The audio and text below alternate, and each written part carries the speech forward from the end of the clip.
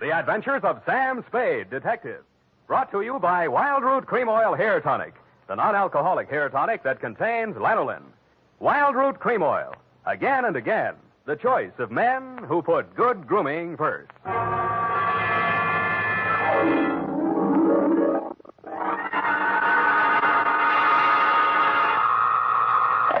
Sam Spade Detective Agency. This is Sam, Blackleg Spade, the third most dangerous gambler on the Barbary Coast. Oh, Sam, not horses again. Horses, women, and the gaming tables, Effie, the diversions of the elite. Well, divert yourself with this, Sam.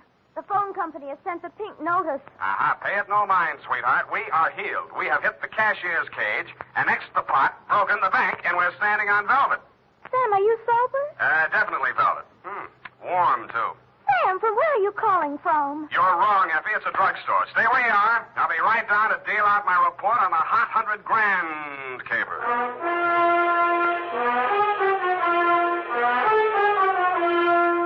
Dashiell Hammett, America's leading detective fiction writer and creator of Sam Spade, the hard-boiled private eye, and William Spear, radio's outstanding producer-director of mystery and crime drama, join their talents to make your hair stand on end with the adventures of Sam Spade. Presented by the makers of Wild Root Cream Oil for the hair. It's smart to buy things the whole family can use, isn't it? That's why I say it's smart to buy Wild Root Cream Oil Hair Tonic. To Mom, to Dad, to the children, Wild Root Cream Oil is really a friend indeed. Non-alcoholic Wild Root Cream Oil with lanolin grooms the hair neatly and naturally, relieves dryness, removes loose, ugly dandruff. I hope you have a big family-sized bottle of Wild Root Cream Oil in your home. Get Wild Root Cream Oil Hair Tonic. Again and again, the choice of men who put good grooming first. And now, with Howard Duff starring as Spade, Wild Root brings to the air the greatest private detective of them all in the adventures of Sam Spade.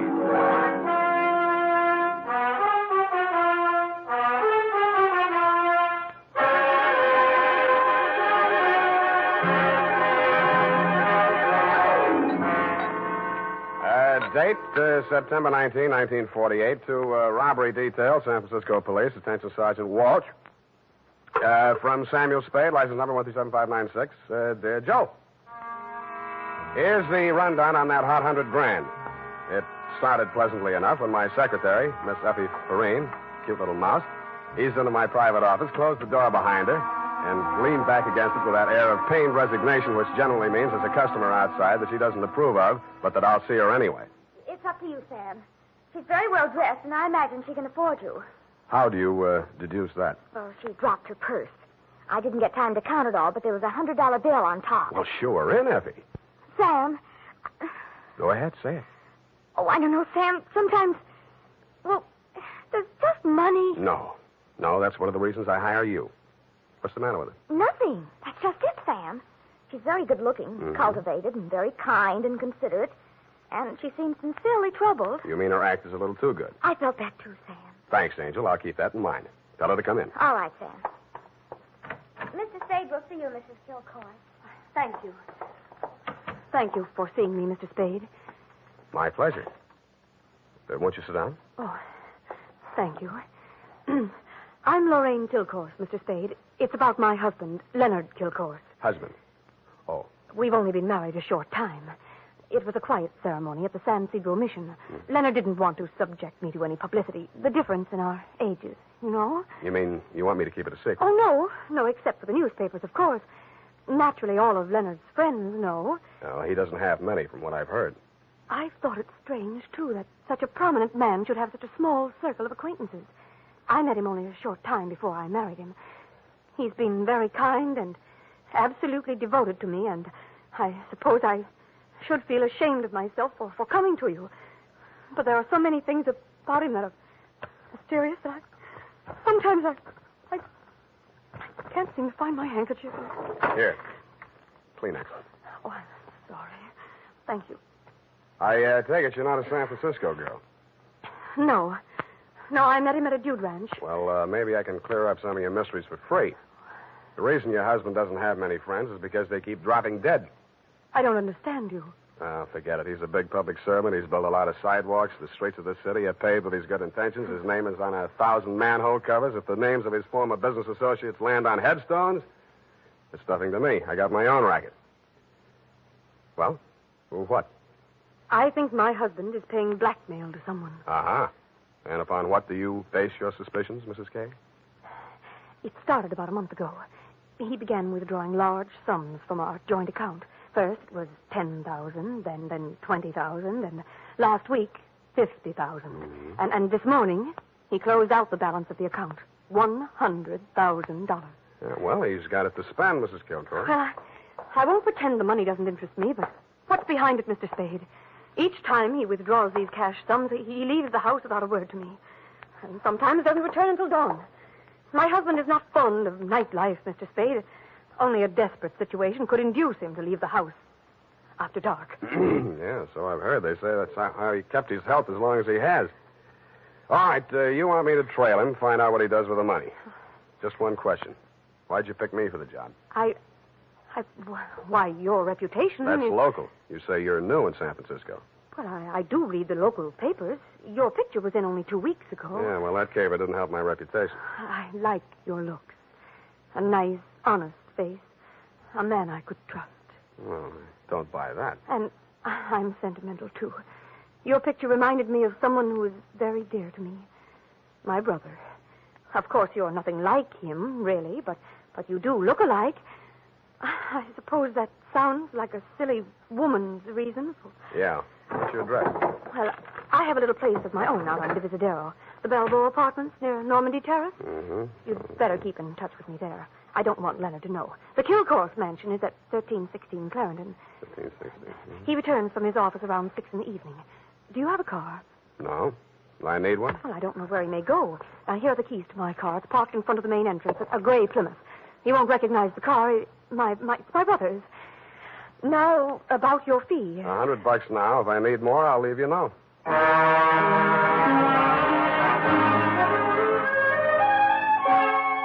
had an uneasy feeling I would need more. The last detective that tried to follow Leonard Kilcourse had hospital insurance. I don't. But I'm a gambler at heart, so I parked Lorraine's Plymouth across the street from the Kilcourse mansion and waited. At 9 p.m., Mr. Kilcourse, much too old for her, came out the front door and flagged down a taxi. I made an illegal U-turn and followed.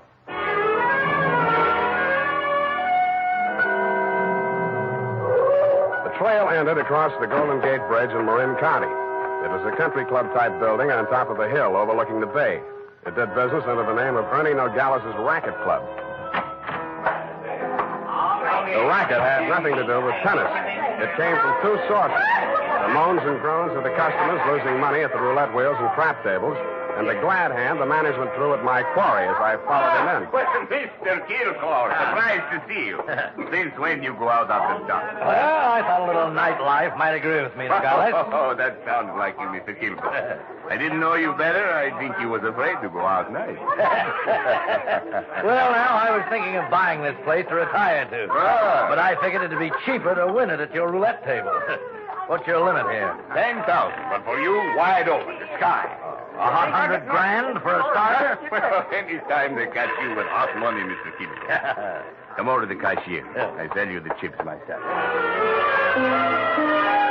I didn't have to bother making myself inconspicuous. Everybody in the joint stopped playing to watch Kilcourse while he shoved his $100 grand roll through the cashier's window and scooped up 4 stacks of $1,000 chips. Make your bet, Spade. All right, you. Spin that wheel. Huh? How much you got there? $25 grand. Any objections? Is that okay, Mr. Nogales? Spin it, Joe. I'm covering through the table personally. Okay, sir. Around and round the little ball goes. 15 pays 15 and the red. Maybe next time, Mr. Kilcourse. Why don't you double up, play the red and the black? It's safer. I'll stay with the numbers. 50,000 on 15. There. Spin it. It's okay, Joe. I'm still covering. Well, it's your money, Mr. Nogales.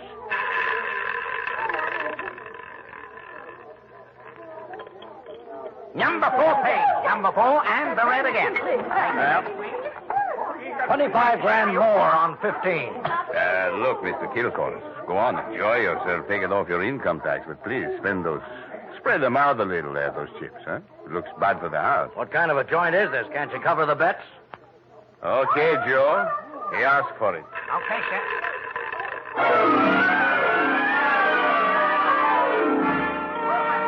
I didn't wait to see where the little ball went on the last spin of the wheel. I would have made a side bet with any taker that Kilcourse wanted to lose that $100,000. I would also have made book he knew I was following him. As I left the table and walked out of the club, I braced myself for what usually comes next. There would either be a dead body in the car or somebody would crease my noggin with a sap. But nothing happened. I switched on the headlights and stood in the glare of them for fully a minute, but nobody even shot at me. I flushed the shrubbery, no gunman.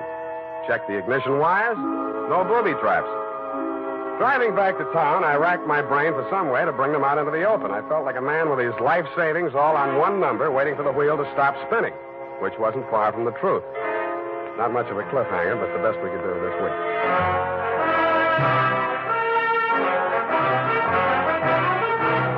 The makers of Wild Root Cream Oil are presenting the weekly Sunday adventure of Dashiell Hammett's famous private detective, Sam Spade.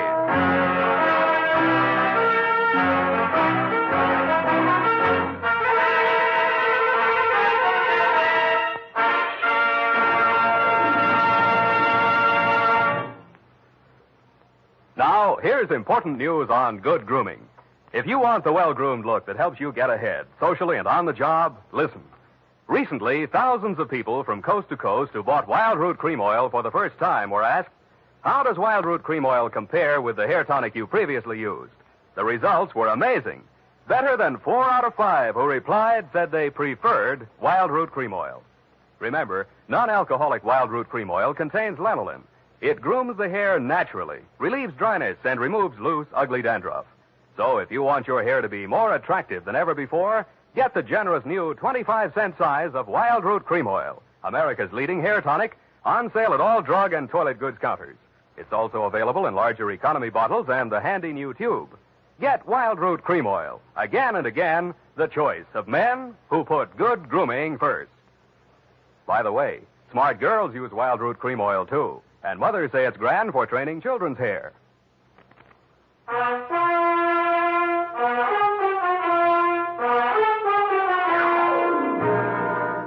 And now, back to the hot $100,000 caper. Tonight's adventure with Sam Spade.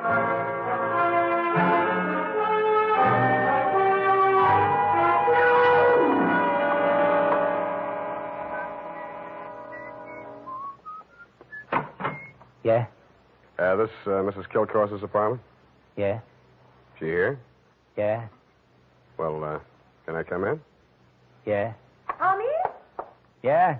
Who is that, Mr. Spade? Yeah. Oh, this is the detective I was telling you about, Tommy. Remember? Yeah? The one who looked so much like you?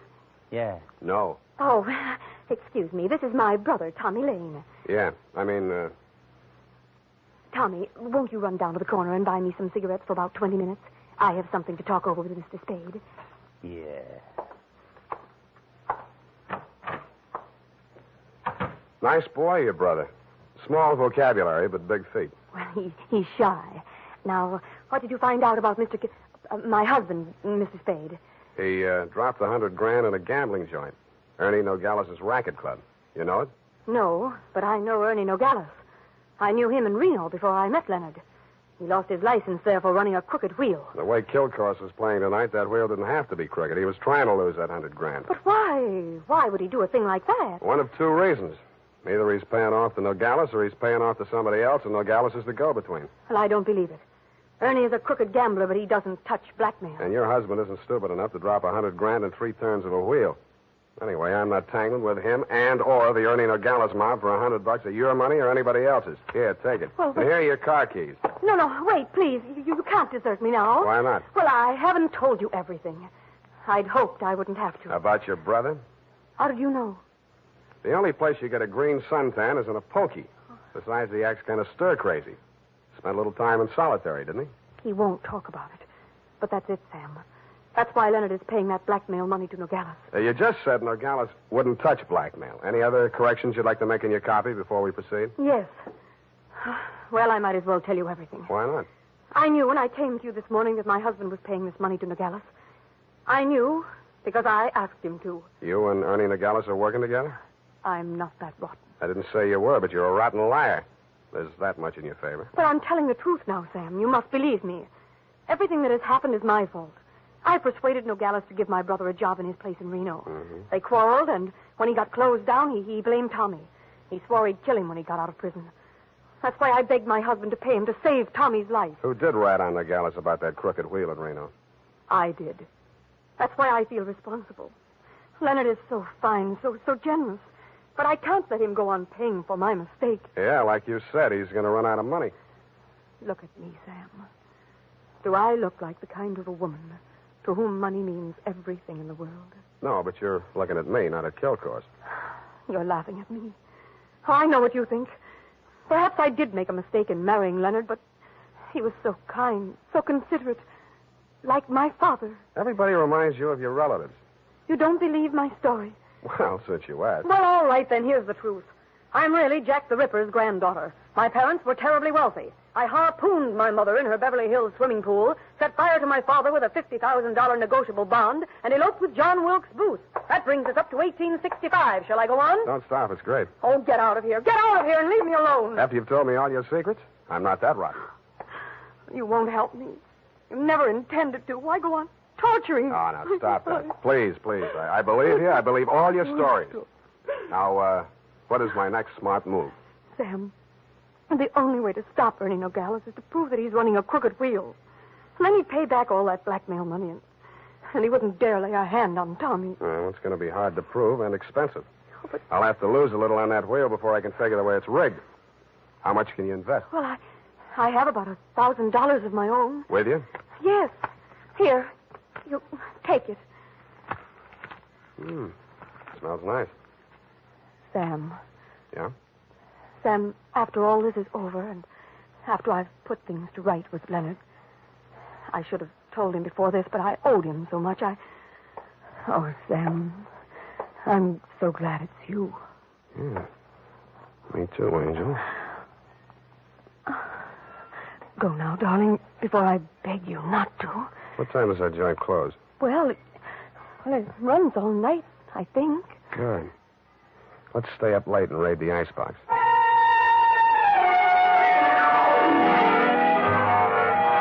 Around 2 in the a.m., when I low-geared the Plymouth up the long, steep driveway to Ernie Nogales' racket club, backed into the parking space nearest the road with a car headed downhill for a quick getaway just in case, and I went in. The joint was still going full blast.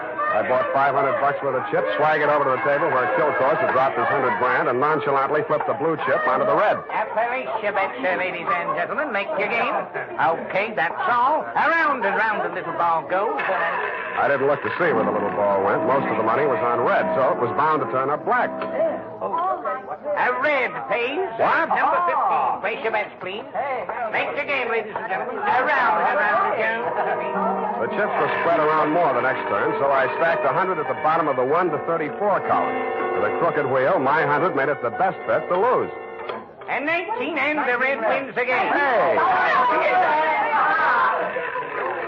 I plunked 500 down on number 5 and raked in 17,500. I left my original bet on the table.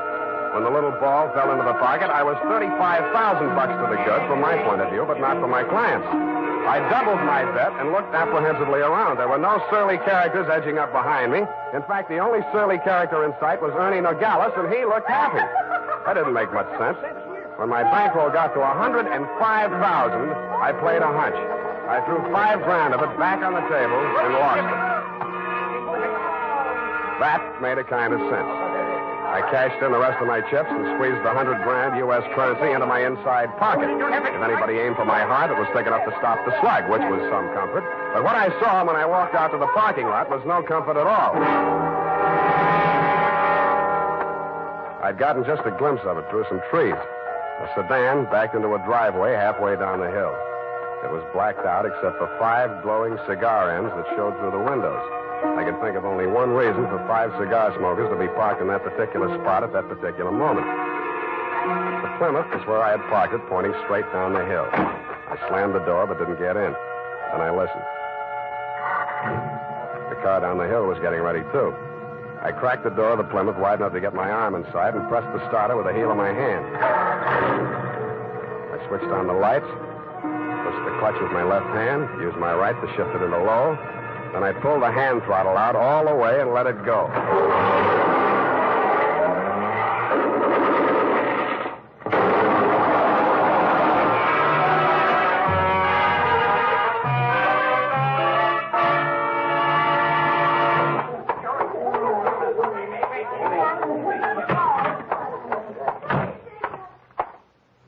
What's the big idea busting into my office? We're going to have a talk, Nogales. Please, don't wave that heater at me. It makes me nervous. I don't like guns. I don't either. That's why I'm here. Put your hands on top of the desk and keep them there. All right. Give me back that roll. I give you clean money for it. It was a gamble, so I lost. Can you blame me? Where'd you get this money? I buy it. 50 cents on the dollar. I don't ask where it came from, but I read the papers. I figured it was that shipyard payroll job a few days back. Like it just fell in my lap. I figured it'd make 50 grand instead of Kilcore's 5. I guess that was dirty trick you just out of stir, Tommy, huh? I got news for you, Nogales. I didn't know this money was hot, and I am not Tommy Lane. No? Then what? Private Dick. Tommy's sister hired me to take the fall for him. Look, I've got most of the caper. Kilcourse wanted to pay Tommy $100 grand. You rigged the wheel so Kilcourse would lose it one night and Tommy would win it back the next night. Now, what was Kilcourse paying him off for? No caper, legitimate. He was sent up for bribing a public official. You mean he was the payoff man for Kilcourse's contracting firm? Sure, legitimate business. And the grand jury went out after Kilcourse. Tommy took the rap, that's all, for a price. Yeah, $100 grand. Thanks, Nogales. That's all I needed. Oh, Sam, I was afraid I might be too late. You are, Oh, I sweetheart. have so many things to explain. Where can you talk? Right in here. But who's this man? Why, that's your old sweetie from Reno, Ernie Nogales, remember? What's the matter with you two? You crazy? Oh, Sam, I should have told you the truth from the beginning. Check. The Nogales yarn, I can understand, but why did you tell me you were Kilcourse's wife? I was desperate. I had to say something. It was the only explanation I could think of for my interest in this case without telling the truth. But you were making a pigeon out of me. I don't know about such things, Sam. All I know is I'm here in time to warn you. You mustn't walk out of here with that money. Listen, They may kill you to get it back. They already did. They're combing the wreckage of that car right now, looking for my body. Then Tommy was right. They did mean to kill him. How'd he get the rumble? While he was in prison, from another man that Kilcourse framed. He was in for life, so it was safe for him to talk. Hey, you two. Oh, Yeah, Nogales? That car that just drove up. I think that's Mr. Kilcourse. oh, Hey, what's your hurry? Don't let me go. Come on, what's your hurry? Tommy's out there in that cab. I've got to warn him. Or tip off Kilcourse. Which is it? No, Sam, you've got to believe me. Sit down. Stop that. You two have fun. I'm getting out of here. Go ahead. Now, listen, sweet Lorraine, you may as well save your breath for those explanations. You're staying right here until the cape is all wrapped up. Here he comes. Have you got a gun, Sam? Yeah? Well, you better have it ready. Mm-mm. But Sam... Where's Nogales? I want to see him. He was called out of town, sir. I'm in charge. You Mr. Kilcourse? That's right. I want to know why you people have been interfering with my business. It might interest you to know that this building site's on an old Spanish land grant. Title's very shaky. I'll run an 8-lane highway straight through the middle of it and turn the rest of it into a game preserve. That's what I do to people who double-cross me. I tried to tell Mr. Nogales that, sir. He wouldn't listen to me. He tipped Tommy off for a split of $100 grand, but I knew sooner or later we'd have to answer to you, Mr. Kilcourse. Oh, well, what's that? Here's your $100 grand, sir. Count it. Well. What's your name, son? Sam Spade, sir. Well, I'm glad to meet an honest lad. Well, come along. You two, young lady, we'll all walk out together. Sam, what are you... What... Spade, huh? Yes, sir. I'm a private detective, but I'm ambitious. Politics? Yes, sir. Well, we'll run you for assembly. In the meantime, I believe there's an opening in one of the public services. Garbage disposal. Executive end, of course. Where the devil is that man with my car? Oh, there he is. You drop around to my office in the morning. Thank you, and good night, Mr. Kilcourse. Drive on, Horace. Back to the city. Oh, Sam. How could you? All those lies and just handing over the money like that, it wasn't yours. It wasn't Tommy's either, sweetheart. Get in. Well, Tommy, are you all right? Yeah. Drive us across the bridge, Tommy, will you? Yeah. Tommy, Yeah.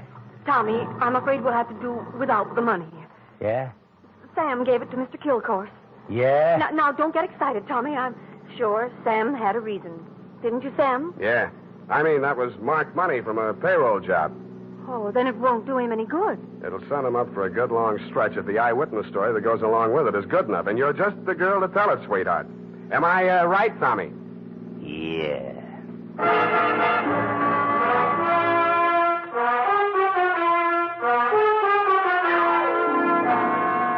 Period. End of report. Already? But Sam. Yeah? What happened? Who were the 5 men in the car, the ones who shot at that Plymouth in the mistaken belief that you were in it? Their names are of little account, Effie. Suffice it to say that Kilcore's pointed his pudgy finger at them in the hopes of keeping the charge of attempted murder out of his indictment. But I was too clever. I identified them. But, Sam, you didn't see anything but their cigars glowing in the darkness. Have you never heard of Sherlock Holmes' monograph and the 49 varieties of tobacco ash, you fool? But, Sam, Sherlock Holmes is only the segment of someone's imagination. He's a fictional detective. Well? You mean... Oh, Sam, you're tired. Yes, I am. It's affected your mind, winning all that money. Now, you just sit here and rest. All right. Think of the snowy mountaintops and blue skies. Mm. I'll just go and type this down. Snowy mountaintops. Winter sports yet. And now, listen to this. If you haven't yet tried Wild Root Cream Oil, the famous hair tonic that grooms your hair neatly and naturally, relieves dryness, and removes loose dandruff, then here's a wonderful way to get acquainted. Buy Wild Root Cream Oil in the new 25-cent size bottle at your drug or toilet goods counter. Also, ask your barber for a professional application of Wild Root Cream Oil hair tonic. Again and again, the choice of men who put good grooming first. Well,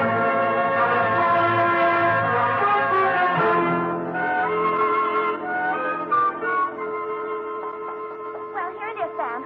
And not that it made any difference, but how did you guess that she wasn't Mrs. Kilcoyne? Simple. Kilcore's didn't recognize it. But, Sam, that was after you denounced her. I did no such thing. From the report, Sam, in black and white. Quote, why did you tell me you were Kilcoyne's wife? Unquote. At that point, you assumed that she was not Mrs. Leonard Kilcoyne. I did not. I merely wondered why she had told me. Well, with all the lies she told, you might have assumed anything she said was totally devoid of truth. And I did, sweetheart. I did. Oh, well, that's a relief. I was afraid for a while she'd taken you in.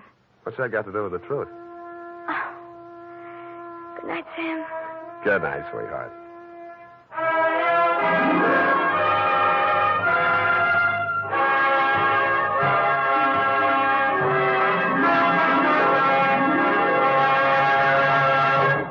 The Adventures of Sam Spade, Dashiell Hammett's famous private detective, are produced and directed by William Spear. Sam Spade is played by Howard Duff. Lorene Tuttle is Effie. Sadie Thompson appeared as Lorraine Kilcourse. The Adventures of Sam Spade are written for radio by Bob Tallman and Gil Dowd. Musical direction by Lud Gluskin. Score composed by Renee Garrigang. Join us again next Sunday when author Dashiell Hammett and producer William Spear join forces for another adventure with Sam Spade. Brought to you by Wild Root Cream Oil. Again and again, the choice of men who put good grooming first. This is Dick Joy reminding you to... Get Wild Root Cream Oil, Charlie. It keeps your hair in trim. You see, it's non-alcoholic, Charlie. It's made with soothing lanolin. You better get Wild Root Cream Oil, Charlie. Start using it today. You'll find that you will have a tough time, Charlie. Keeping all the gals away. Hiya, Baldy. Get Wild Root right away. This is CBS, the Columbia Broadcasting System.